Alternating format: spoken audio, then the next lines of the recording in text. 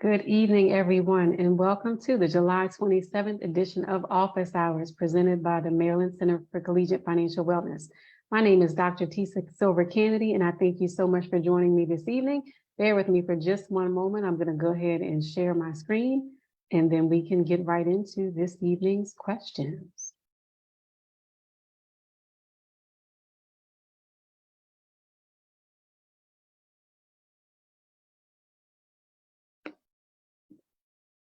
All right, we're almost there. Okay. I'm just going to check very quickly in the social media to make sure we are indeed streaming, and then we will get started with this evening's presentation.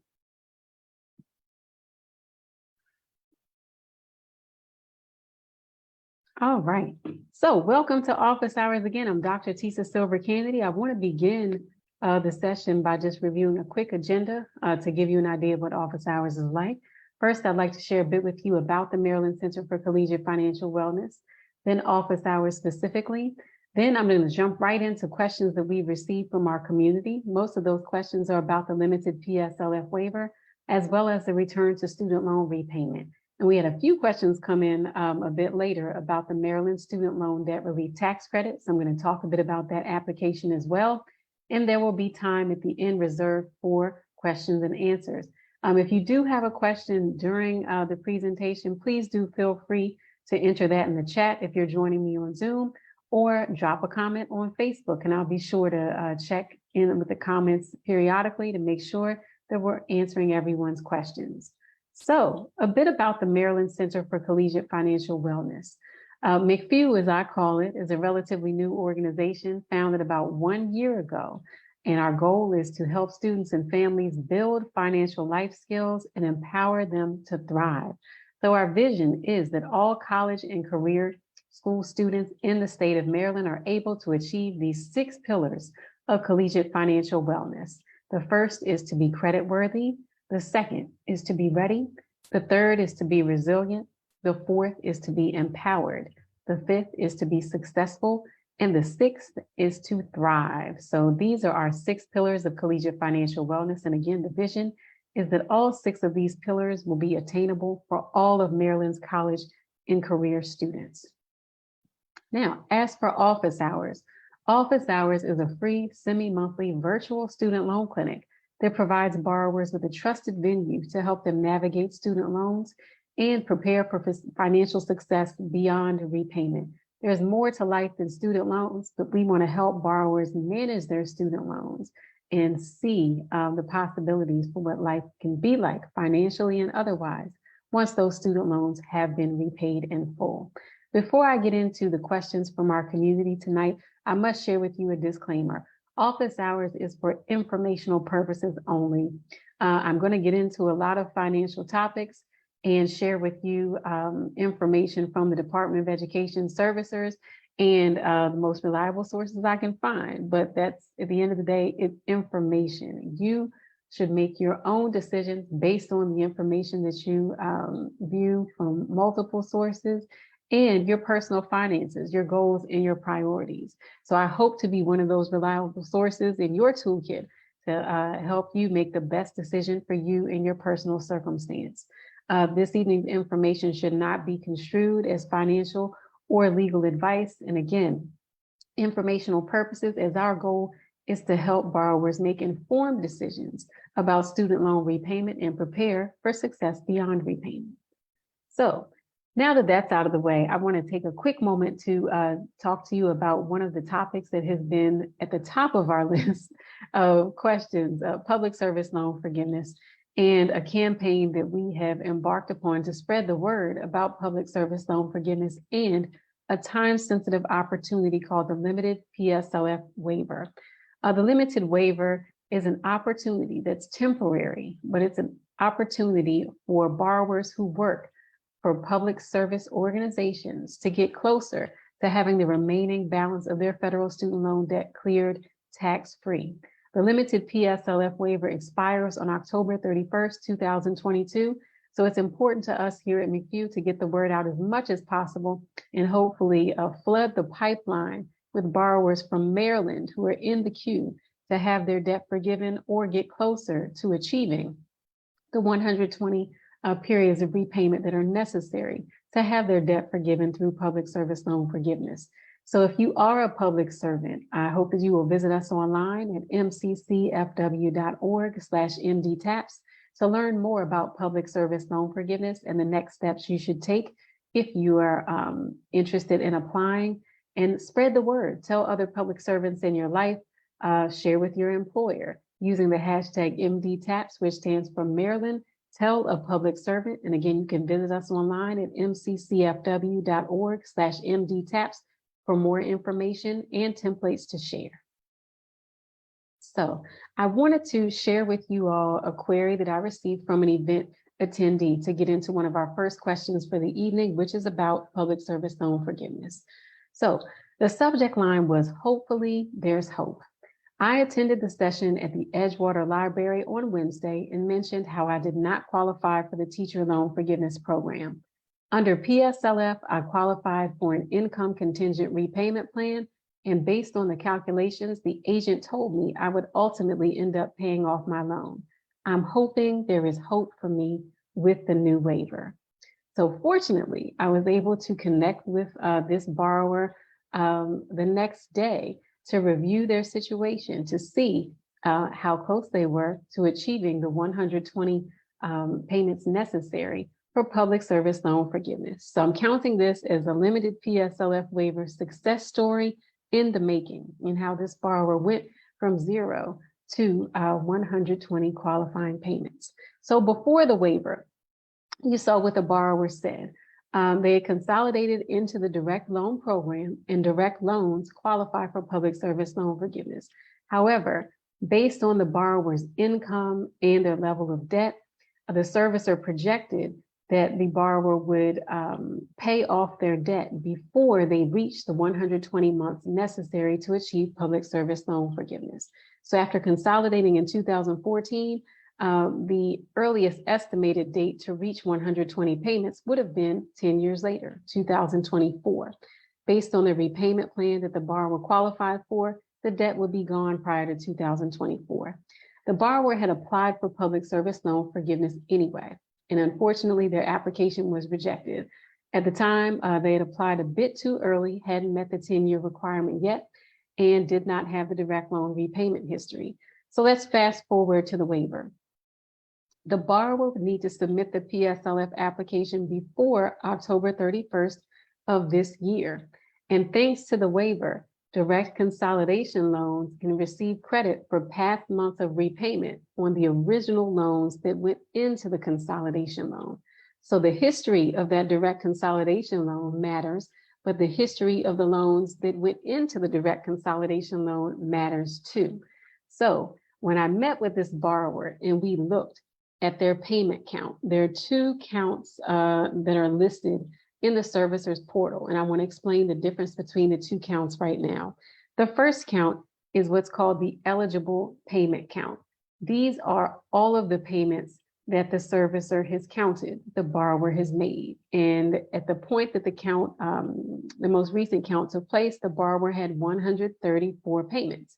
Now we know for public service loan forgiveness, the magic number is 120. So this borrower has 134 payments. The 134, though, does not mean that all 134 payments count for public service loan forgiveness. This means that the borrower has 134 months that could qualify once the employment has been verified for those periods. So this is the difference between what's called an eligible payment count and a qualifying payment count. An eligible payment is a payment that has no employment history attached to it. A qualifying payment is a payment that has verified employment attached to it. So if you're looking at a payment count from the servicer and you're wondering, does the eligible one matter or does the qualifying one matter? Both matter, but the qualifying payment is the one that determines whether you have achieved public service loan forgiveness. So in the case of this borrower, of the 134 eligible payments that were recorded on their account, 45 of those payments qualified for public service loan forgiveness. That means that they need to verify their employment by submitting the PSLF application. Additionally, there's history that will be considered prior to the borrower consolidating into the direct consolidation loan. So overall, we have a borrower who went from thinking that there was no hope and there was no possibility to have their debt forgiven, to about a day and a half later, taking a look at the account and seeing there's already more than enough eligible payments there. There just needs to be employment verified to match those periods. And thankfully, this borrower has employment for a qualifying organization that goes back 17 years. So once that employment is verified, this borrower will have the remaining amount of their debt canceled tax-free. I hope that by the end of the year, I'll be able to report back to you with a success story directly from that borrower announcing that their debt has been wiped away. So if we look at before and after, before, if we wanted to know the payoff date under the original rules of public service loan forgiveness, it's not applicable. It would not have been possible because the borrower would have paid off the debt before meeting the requirement of working and having payment history of 120 months at a minimum. However, with the waiver, once all of that employment is verified, the payoff date for this borrower will be sometime prior to 2022. So I'm very hopeful for this borrower. And I share this success story to show you the possibilities that await some borrowers who have been in repayment for quite some time, but may have had an ineligible loan, paying under an ineligible repayment plan, or left public service after accumulating the 10 plus years of loan repayment history and employment history that are necessary to achieve public service loan forgiveness. So those successes make me happy and I like to report them. Now, let's go to the first question that came in from our community. That question is, can I start my own nonprofit from PSLF? So this person wants to know if they can start a nonprofit organization for the purposes of public service loan forgiveness and having their debt forgiven. This is a very, this is a loaded question. So I'm gonna walk through this question in several steps. The first step that I wanted to walk through is starting a nonprofit and the question of, can you start one? And yes, if you can start a business, then you can start a nonprofit organization, because a nonprofit organization is just a certain type of business. If you want to truly establish a nonprofit organization, the organization has to be established for certain purposes that are deemed as qualifying for a nonprofit or a tax-exempt organization. I also want to stress that anyone can say, I have a nonprofit organization, but you have to obtain the designation from the IRS to have the type of nonprofit organization that is relevant for public service loan forgiveness. So when you start an organization, you start at the state level. You file paperwork to incorporate an organization with the state. When you incorporate, you can say that the organization is a not-for-profit organization. But if the organization is one that you want to qualify for public service loan forgiveness, that takes an extra step. That is applying to the IRS to receive the designation. And for public service loan forgiveness, the designation that is listed clearly is 501c3. So if you want to receive that tax exempt designation under section 501c3, then you would need to obtain that designation by applying to and gaining approval from the IRS. Once you have that approval, that means that you can receive tax deductible contributions or donations. You can also, as an organization, be exempt from paying income taxes. Once you have that charitable designation, it's something that has to be maintained. But I just wanted to talk to you all a bit about the process of starting a nonprofit to say, yes, you can start a nonprofit organization. If you can open a business, then you can start a nonprofit organization, but just be very clear about what makes a nonprofit different from other types of organizations and about the need to obtain that official designation from the IRS that makes an organization tax exempt, okay? So let's move to the second piece of this question, which is about qualifying employment, because the question was, can I start my own nonprofit for PSLF? So we talked about starting a nonprofit. Let's move on to the requirements for nonprofit organizations under PSLF. So public service loan forgiveness has specific requirements for nonprofit organizations to be deemed as a qualifying employer. And here is the list. The first set of qualifying employers are government agencies. This could be the federal government, state government, local, such as the county, town, or city, or tribal agency. So if your organization falls into any of those categories, then the organization could be a qualifying employer for the purposes of public service loan forgiveness, except for members of Congress. They don't qualify for public service loan forgiveness. The second type of organization is 501c3 tax-exempt organizations. 501c3 tax-exempt organizations are organizations that have applied for and received approval for the designation from the IRS. Outside of 501c3 organizations, some other tax-exempt organizations can qualify for public service loan forgiveness as qualifying employers, but they have to provide qualifying services. And so I provided for you here the list of qualifying services straight from the Office of Federal Student Aid. So if your employer is not a 501c3 nonprofit organization or a government agency, then you would have to verify that the employer engages in some one or more of the qualifying services listed here. That could be emergency management. Next is military service or service on behalf of the U.S. Armed Forces or National Guard. Third is public safety law enforcement. That includes crime prevention, control, or reduction of crime, or the enforcement of criminal law. Next is public interest law services, such as legal services provided by an organization that is funded in whole or in part by a local, state, federal, or tribal government. Next is early childhood education, including licensed or regulated child care, Head Start programs, and state-funded pre-kindergarten programs. Next is public services for individuals with disabilities and the elderly. Then public health. This includes nurses, nurse practitioners, nurses in a clinical setting, and full-time professionals engaged in healthcare practitioner occupations, health support occupations, counselors, social workers, and other community and social service specialist occupations, as such terms are defined by BLS, which is the Bureau of Labor Statistics.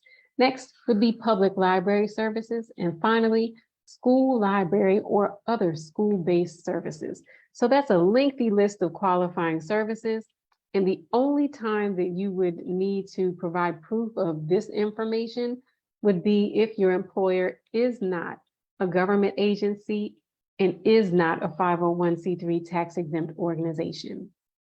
So that's what it takes for organizations to be qualifying employers for the purposes of public service loan forgiveness. Now, let's drill down a bit more into those rules of qualifying employment for PSLF. Public service loan forgiveness also requires that the borrower has full-time employment. The definition of full-time is either working an average of 30 hours per week or the employer's definition of full-time, whichever is greater. Also, if you have more than one part-time position, but both positions are for qualifying employers, then you could take the hours from each of those positions and combine them to meet the full-time requirement for public service loan forgiveness. Next, aside from the full-time employment qualification, you have to be a direct employee. That means that you receive a W-2 from the organization, not a 1099. So if you physically work, let's say for a government agency, but you are paid through a contractor, which is a for-profit organization, then unfortunately your employment would not qualify because technically you work for the for-profit contractor. So even though the work that you do benefits a government agency, because you are employed by a contractor instead of the agency directly, unfortunately that employment would not qualify. There are some instances though, if you work for, let's say, a small nonprofit organization that outsources payroll functions, and they use an outside payroll processing company, and that company issues your W-2s, then that's a situation where your employer could still verify your employment using their employer ID number, because you work for the nonprofit. They've just chosen to use an outside service to process payroll. So in that instance, you could still use your employment as qualifying for public service loan forgiveness, even if your W-2 does not come directly from the organization that you work for. So that's an exception to the rule. The next point I'd like to share with you is that volunteer service does not qualify. So if you have worked for an organization, but you are not an employee, then that service does not qualify.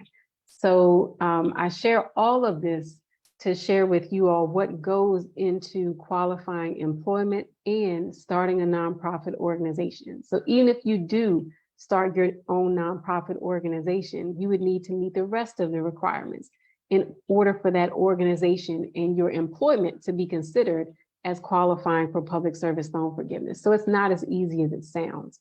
So the bottom line, should you do it? So nonprofit organizations should not be started for the purpose of personal gain. If you were considering starting your own organization and that organization would perform qualifying services to the public, then I'm not saying that you could not do this. What I'm saying is that your motivation for starting a nonprofit organization should not be to achieve public service loan forgiveness.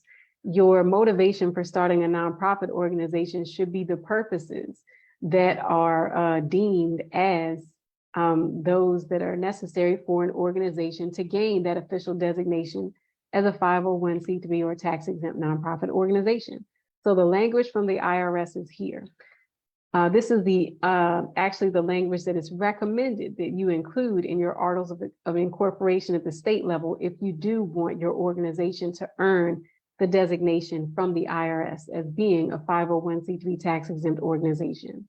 So as per the IRS, said corporation is organized exclusively for charitable, religious, educational, and scientific purposes, including for such purposes the making of distributions to organizations that qualify as exempt organizations under Section 501c3 of the Internal Revenue Code or the corresponding section of any future federal tax code. So what that means is those are your purposes there: charitable, religious, educational, and scientific. You're also permitted to make distributions to other organizations that meet the requirements under Section 501c3. So it's very clear. The corporation is not organized for any one person's benefit. It's charitable, religious, educational, scientific, or making distributions to other organizations that do meet that standard under 501c3, that section of the Internal Revenue Code. Furthermore, there's some more language here. No part of the net earnings of the corporation shall inure to the benefit of or be distributable to its members, trustees, officers, and other private persons, except that the corporation shall be authorized and empowered to pay reasonable compensation for services rendered and to make payments and distributions in furtherance of the purposes set forth in Article 3 hereof. And that's Article 3. And Article 3 is the first set of language that I read to you about the charitable, religious, educational, and scientific purposes. So to the question, can you start a nonprofit, your own nonprofit for PSLF? In theory, you could, but your motivation should not be to pursue public service loan forgiveness. If your motives are truly charitable, religious, educational, or scientific, there are jobs that you could get with existing organizations that already have the 501c3 designation or that are a part of the government or another qualifying employer. I just want to try to give a balanced perspective to people a bit about starting a business, starting a nonprofit organization, and also achieving public service loan forgiveness by following the rules. So I guess the bottom line is you should not try to start your own nonprofit exclusively for the purposes of having your debt forgiven through public service loan forgiveness. If you truly want to start a nonprofit organization, take a look at the language about purposes that meet that definition. And if the work that you do does fall within that realm and you'd like to do it on your own, then why not start your own organization? Just be very realistic about the need for earnings and how difficult it can be to start an organization, work for yourself, get to the point of making enough money to actually support yourself and have student loans to pay at the same time. So I hope that that's giving you a balanced answer to the question that came in about creating a nonprofit and pursuing PSLF. So next is an easier question. Are payments resuming August 31st of 2022? As of today, the answer is yes. The CARES Act Forbearance went into effect March 13th of 2020 and has been extended several times. The most recent extension was until August 31st of 2022. So payments on federal student loans are set as of today to go back into effect after August 31st of 2022. For some people, the payment might be due at the end of September or maybe early October from what I've seen. So my answer is as of today, yes. But there is the possibility, from what I've heard, that the payment pause will be extended again. But until that actually happens, my answer to this question is yes. Payments are set to resume after August 31st of 2022. I'll be keeping an eye out for news. And as soon as there are any updates or changes to that date, I will most certainly push that information out to members of our McPhew community. All right, so zooming back in on Maryland, our next question was, how does the Maryland Student Loan Debt Relief Tax Credit work? All right, so I'm gonna tell you all a bit about the tax credit first before I get into the application process and due dates. So the Maryland Student Loan Debt Relief Tax Credit, what is it? I'm pulling language straight from the Maryland Higher Education Commission's website. The Maryland Student Loan Debt Relief Tax Credit provides an income tax credit for Maryland resident taxpayers who are making eligible undergraduate and/or graduate education loan payments on loans obtained to earn an undergraduate and/or graduate degree. That could be an associate's, a bachelor's, master's, professional graduate, doctoral, or postdoctoral degree from an accredited college or university. So there's a lot there. The basics, you need to be a Maryland resident, could be partial year or full year. You have to have filed a personal income tax return, and you need to have a student loan debt that was obtained while pursuing an undergraduate or graduate degree program. So here are the specifics.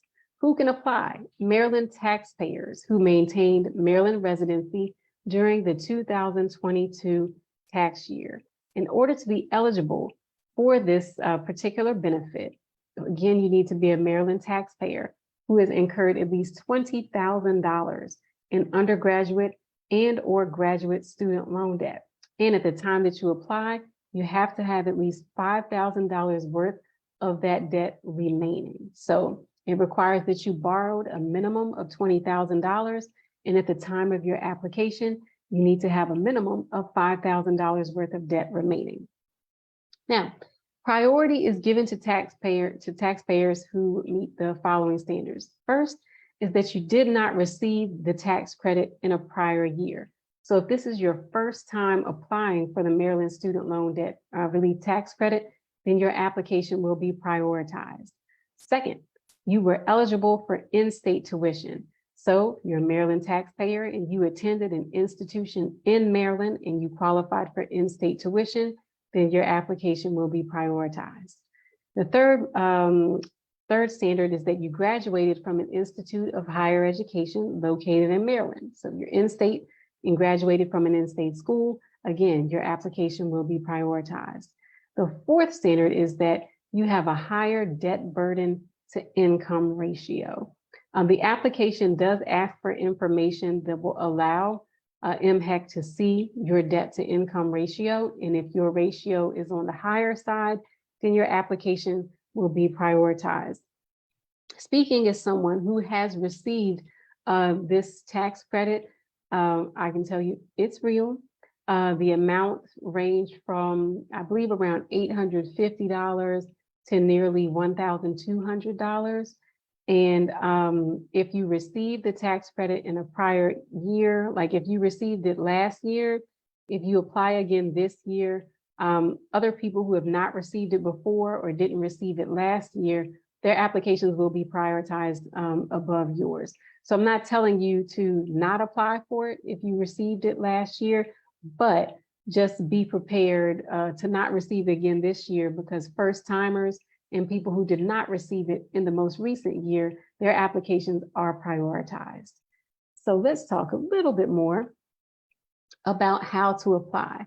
So there is a paper application, but applying online is encouraged, and you can apply online through onestop.md.gov.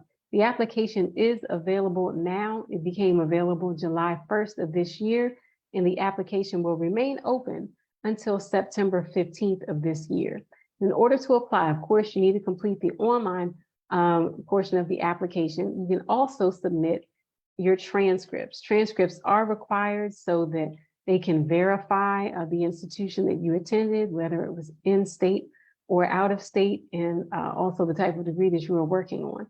So you'll need to submit copies of your transcripts.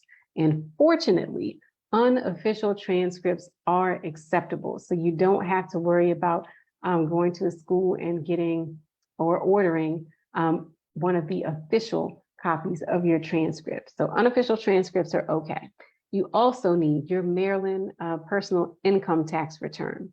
The third thing you need is proof of your loans. I have AKA here, lender documents. The requirements for the lender documents are specific, and you can find those requirements on MHEC's website. It's very clear about the documentation that's acceptable. I don't remember the list right now, but I can make sure that I forward that out to the McFew community. But basically, you have to provide proof that you have loans, and the type of loans, that the loans are indeed yours, and who the lender is. So there are very specific criteria for these lender documents, and you can find the specific information about the criteria on the website for MHEC, which is the Maryland Higher Education Commission. Right. So if you receive the tax credit, you have got a bit more work to do, but you have plenty of time to do it. According to MHEC, if you receive a tax credit, then you must, within 2 years of the taxable year in which the credit is claimed, submit to MHEC documentation evidencing that you use the full amount of the tax credit for the repayment of eligible student loans. Failure to provide this documentation will result in the revocation and recapture of your credit. So in layman's terms, think about it this way. If you received, let's say, a $1,000 tax credit, the expectation is that you will make $1,000 worth of payments towards your student loans. And you have 2 years, 2 years after the taxable year in which you receive the credit to make those payments. So if you received the $1,000, you've got at least 2 years to make the payments that total at least $1,000. Once you have made those payments, you need to send documentation to MHEC that shows that you made those payments. And the payments must be at a minimum for the full amount of the tax credit. And you provide that documentation to MHEC so they can verify that you use the money that you received as a tax credit, and you eventually made payments on your loans for that full amount of the tax credit. And think about it, this makes perfect sense. It's a student loan debt relief tax credit. So once you receive it, you need to provide proof that you paid your student loans. And the proof that you can provide, there's specific information on MHEC's website about the proof that you can provide. But usually with federal student loan servicers and even private loans, private lenders, you can log into a portal and you can see your payment history. So if the tax credit you received was for $1,000 and your monthly payment is $250, you would need to show documentation of having made at least 4 payments. The 4 times the $250 gives you $1,000. So you would need to provide documentation of that payment history, making those 4 $250 payments to show that you paid $1,000 worth of payments on your student loans, and that matches the $1,000 tax credit that you received. Now, for people who receive the credit during the CARES Act Forbearance, I want to be very, very clear in sharing this MHEC stance with you, and that is, there is no exception to this rule for other student loan relief measures, such as the CARES Act Forbearance. So if you receive the $1,000 tax credit and you have not had to make payments for the last 2 years, since March of 2020, that does not mean that you can just keep the money that you received from the student loan debt relief tax credit. Even though student loan payments are not required right now, you are required to submit proof to MHEC that you indeed made payments on your student loans for the full amount of that tax credit. So if you are a person whose 2 years will be up at the end of this year, then you need to make a payment for the amount of the tax credit. And after you've made the payment, you can send documentation to MHEC to show that you made that payment for the full amount of the tax credit that you received. If you do not provide proof of that payment in time, then your tax credit can be recaptured. So that would mean you'd have to give the money back. So please make sure if you receive the tax credit and haven't had to make payments for these last 2 years, you still need to make a payment on your student loans to meet the requirements of the MHEC, the Maryland Student Loan Debt Relief Tax Credit, or else that credit can be recaptured. So there is no exception because of the CARES Act Forbearance, which has left many of us federal student loan borrowers without having to make a payment since March of 2020 and without having interest accrue since March of 2020. All right, next question. I am so confused by my payment count. I've been paying for nearly 15 years. I consolidated and now they're telling me I only have 2 payments that qualify. What am I missing? Well, let's see. All right, so the question is, looking at qualifying payments, why is the number so low? And at first, I tell you, I did not understand this because, I have people come to me that had lengthy repayment histories and they get this letter that said, oh, you only have 1 or 2 qualifying payments, and it did not make sense. But now, after seeing it several times, we're starting to figure out how the count process works on the servicer side. So the first payment count that a borrower receives will reflect the repayment history of their most recent loan. So if you had older loans, let's say you had FFELP loans that had been around for 15 years, you would have to consolidate those FFELP loans in order for them to qualify for public service loan forgiveness. So once you take those FFELP loans and consolidate them, the loans become a consolidation loan, a direct consolidation loan. When you submit the PSLF application, if you just recently consolidated, the servicer is going to look at the most recent loan. The most recent loan in your portfolio will be the direct consolidation loan. And if you just consolidated, then it will have a very low number of payments. So if you recently consolidated and you received a letter with a payment count and that payment count is low, please do not be alarmed. Another count is coming. A subsequent count will reflect your prior repayment history. So after the consolidation loan has been examined, then another count will be conducted that looks at the original loans that went into consolidation loan. And that's when you'll see that your qualifying payment count begins to look more accurate. So the question is, I received a notice that I'm getting a new servicer. Who should I send forms to for PSLF? So there's definitely a servicer transition going on, and what you do depends on where you are in the application phase. So if you have applied for PSLF before, then you will see that your loans, which were previously held with FedLoan servicing, are going to move over to a new servicer called MOHELA. If it's your first time submitting a PSLF application, then you'll want to submit the application to MOHELA.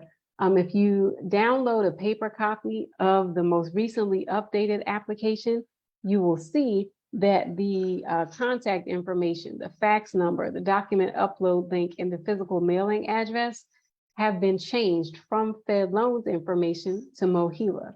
So wherever your loans are held before you submit that application, the loans will be moved over to MOHELA. If you are a borrower that has had to consolidate to get your loans to qualify for public service loan forgiveness, then in the consolidation application, you'll see a drop-down menu that asks you to select a servicer. If you're interested in public service loan forgiveness, then you should select MOHELA.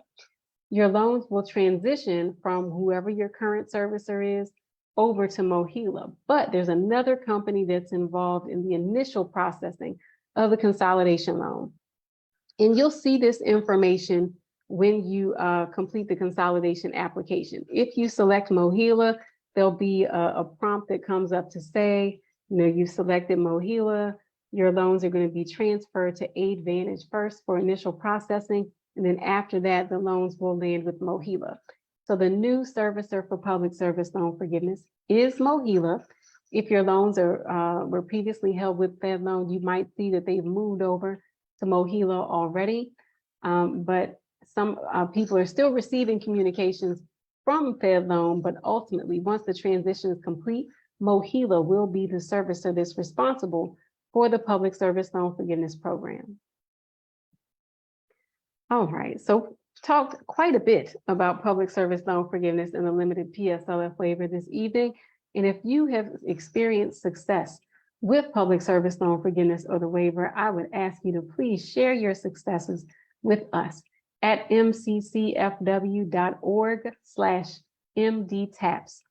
We're asking people to share their success stories because as much as I talk about public service loan forgiveness and the limited PSLF waiver and the rules and how it should work in theory, it just really hits home when a person shares that it worked for them in real life. So we're taking those stories and we're sharing them with other borrowers to encourage them to move ahead with the process and apply for PSLF, because there's no harm in applying. If anything, it might help you get closer to the 120 payments that are necessary to achieve loan forgiveness through PSLF. So we want to hear your success stories.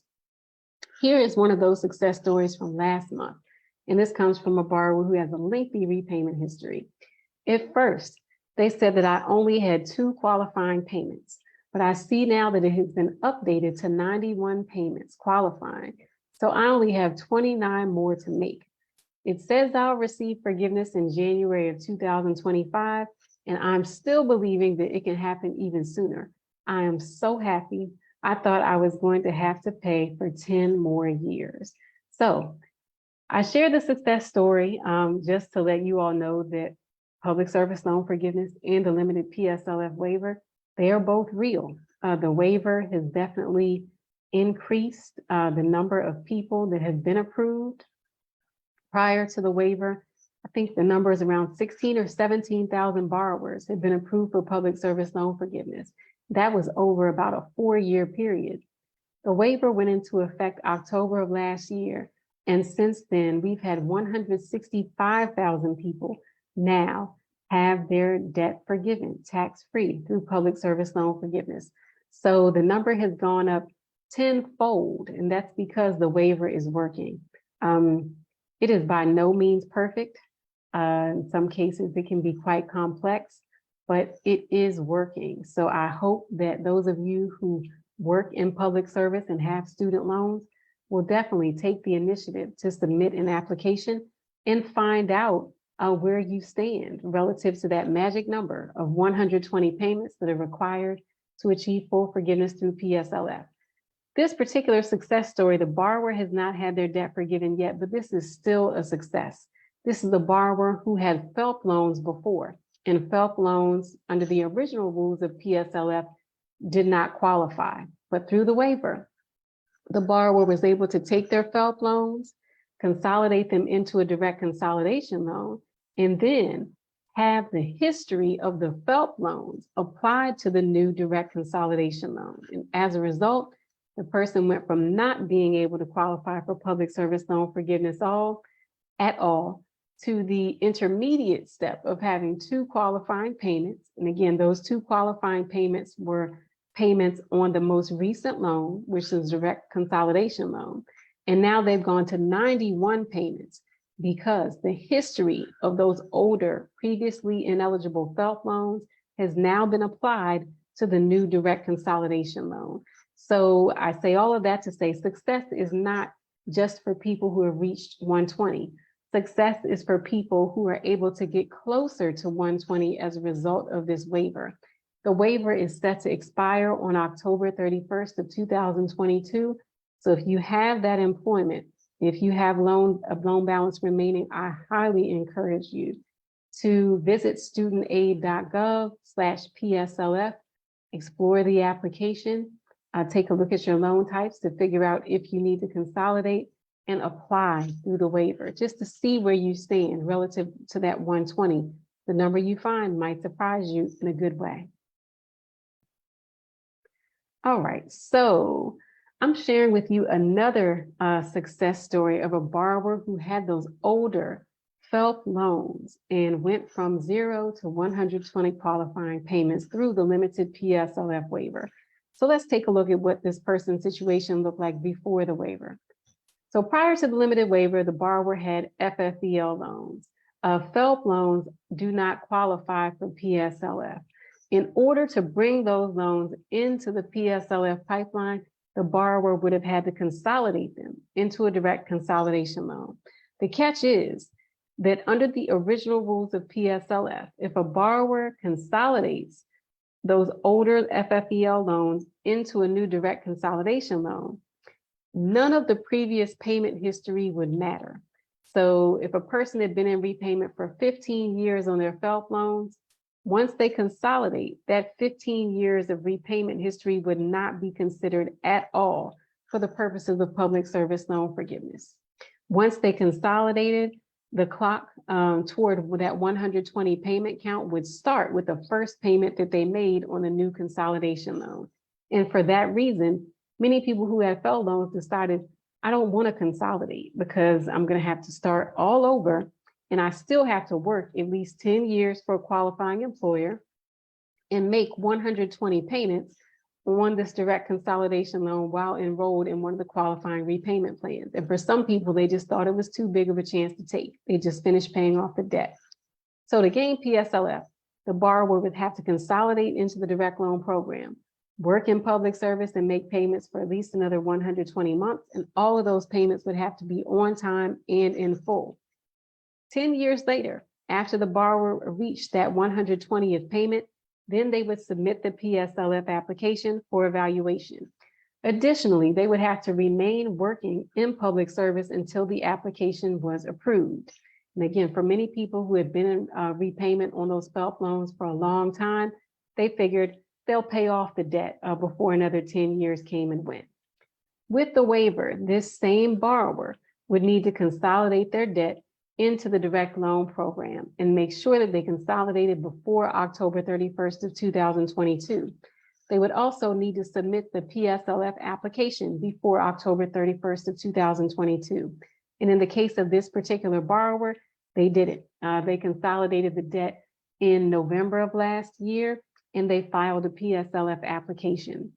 The past months of repayment on those FFELP loans were included, and that borrower was able to come back with a qualifying payment count of 113. The qualifying payment count, again, is the number of payments where the borrower has employment that has been verified as being for a qualifying employer. So of the 120 that are necessary, this borrower has 113, with them scheduled to meet the 120 in just 2 months. So in September of 2022, this person will have met the requirement for 120 months, and their debt will be forgiven. So if we compare before and after what the timelines look like, if the borrower had gone ahead last fall and consolidated, if we were under the old rules of the original rules of PSLF, they would have 10 years to go. They would be able to apply for PSLF officially after they've met that 120th payment mark in November of 2031. So another 10 years from the date of the consolidation. But because of the waiver, this person followed through and consolidated those FFELP loans, sent in the PSLF application and verified their employment. As of September of 2022, they will be at month 120. They'll submit the application again to verify those last 7 months of employment, and we expect the debt to be cleared. So the waiver is definitely real and it's working. So again, we are working hard to spread the word to borrowers as well as employers about the Public Service Loan Forgiveness Program through our Maryland Telepublic Servant campaign. That's the hashtag MDTAPS. So if you are a public servant, or if you know people that work for the government, 501c3 not-for-profit organizations, or other organizations that provide those qualifying services, please do share this information with them. We have an online resource page that's dedicated to public service loan forgiveness and the limited PSLF waiver. You can visit us online at mccfw.org/MDTAPS. Again, that's mccfw.org/MDTAPS. And if you're sharing this information on social media, please do use that hashtag MDTAPS so that we can see you and engage with you around this important, time-sensitive, but life-changing opportunity for public servants to get closer to having their debts forgiven tax-free through the Public Service Loan Forgiveness Program. All right, so at this time, we've got about 9 minutes left. I'm checking the chat. I don't see any questions here just yet, so I'm going to hang on since we've got 9 minutes, well, 8 minutes now, and hopefully some questions will come through and I will be able to answer them.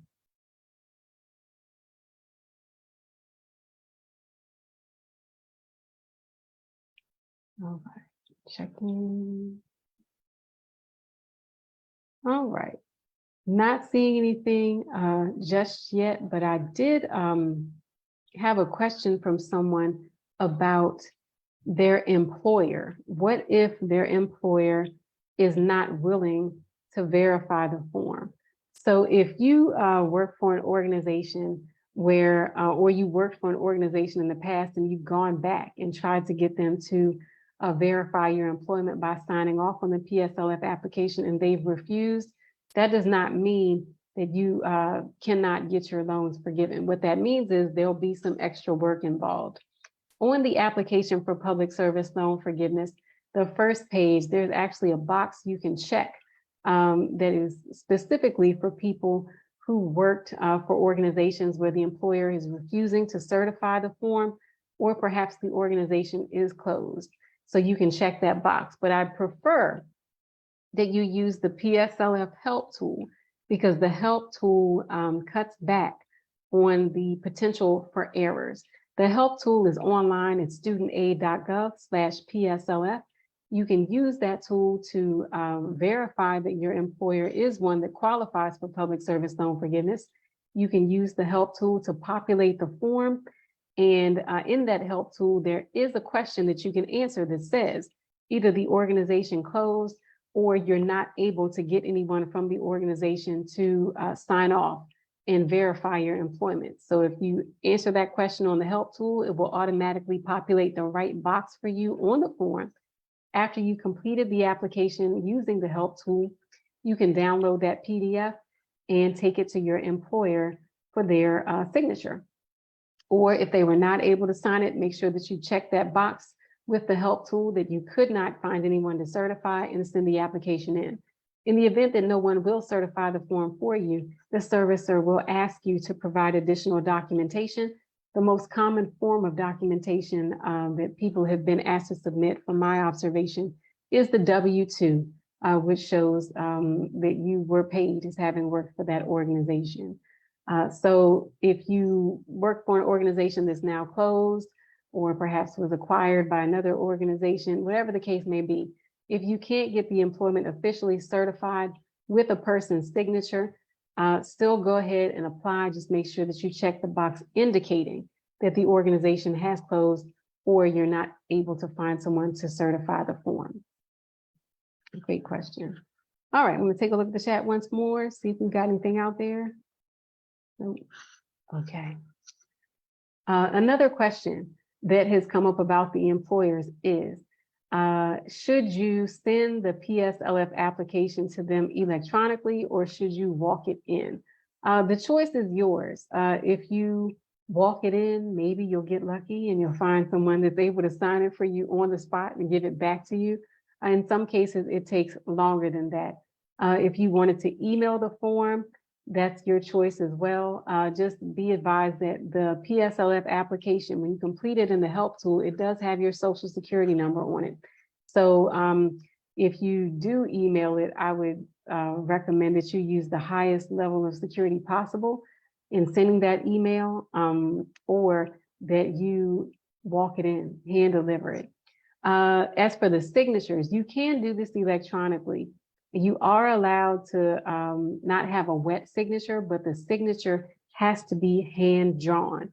So if you say email the form to the representative from your employer, or in some cases, some employers have an online portal where you can submit forms for HR to verify, and they'll send it back to you through that portal.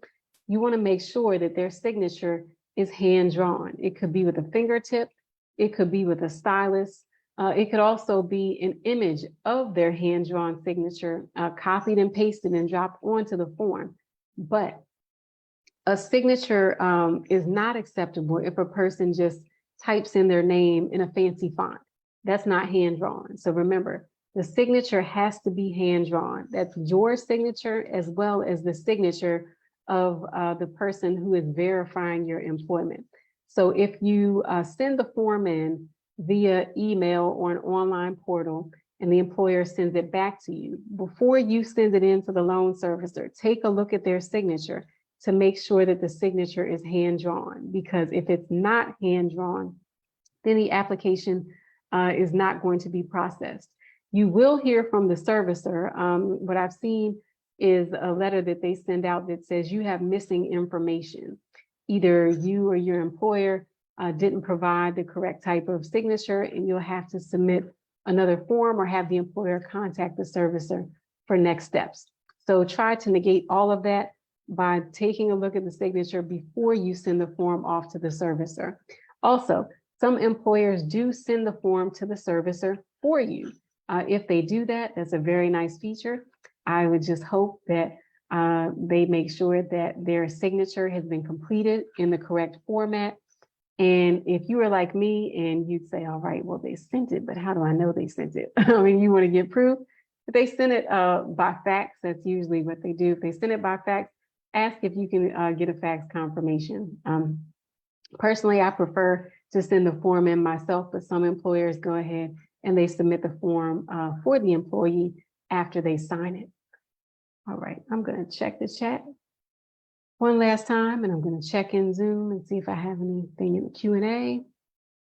I don't see anything right now. Okay. All right. Well, we've got about 2 minutes left. So I think this is a good time for me to remind you about the MDTAPS online resource page. You can visit it online at mccfw.org/MDTAPS.